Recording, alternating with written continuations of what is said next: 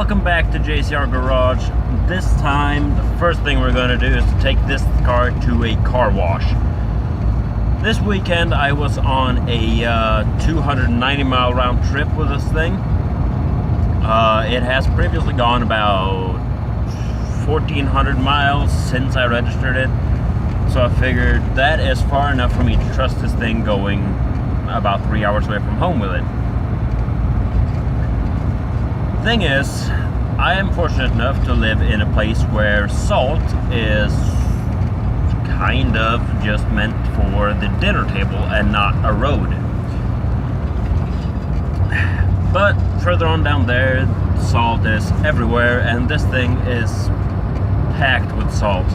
I had to stop and wash my windscreen and the headlights several times because they were all fogged up and crap and road salt and all that. So now I'm going to take this straight to a car wash, get it washed, and get all that salt off of it to try to stop it from rusting even more than it already has, and be on my way. Now, this thing has gone pretty much flawlessly. I haven't really had a big issue with it at all, and I'm a bit concerned now about how well I'm going to get the temperature up inside the car, because as you might have seen in the previous video, I wrapped the grill in aluminum foil to prevent it from cooling all too well.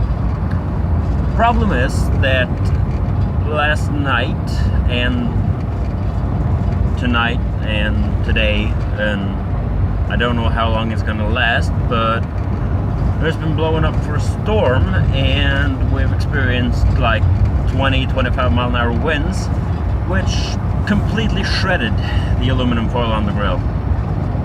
So now it is back to 100% cooling. So this might be a little bit cold. But with that, we will go to the car wash and get this thing sprayed down.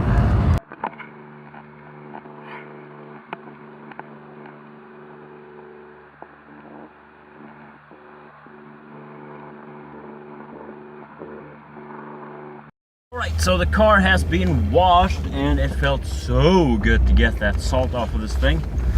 Now let's go to pick up the girlfriend at school and get to the shopping. Now, I've been thinking while I've been driving this car a couple of miles that I need a few things done to it. It has a tendency to stop idling and just stop. So the carburetor needs some work. Probably should have a rebuild kit or just replace the carburetor. The trans keeps letting the shifter go, so 5-speed is in order. And there are a few other small knickknacks as well, but I don't really know. Oh, the heater, the fan for the heater doesn't really work. That has to be sorted. Probably won't happen this winter, and now it keeps bogging.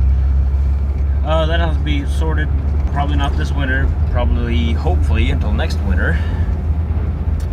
Some better solution other than aluminum foil on the grill might be nice. Well, if the heater works, I might not need that. And the fuel gauge, because it seems to work when it's above half a tank. But as soon as it drops underneath the half tank, then the gauge just pops straight up above full. That'll have to be sorted, but that is all parts that have to be done in a later video, and I am, well, about to approach school now, so that'll be it for this time. The Granada got its wash, and anyone that says you don't take care of a car if you're driving it out in the winter, especially if it's an old car, as soon as you wash it, when there's been salt on it, you're taking care of it. If you just drive around in winter, that does not make a difference. Unsalted roads are just fine for any car, whether new or old. As long as you wash it after it's been in salt, you're fine. But like I said, that'll be it for this time. I'll be back later with a new video and I'll catch you on that one. Take care. And another thing, I just pulled into the school parking lot, and you wanna know what I found? A Mach 2 Granada S1. The Mach 1 first series. Now that I have to take a picture of.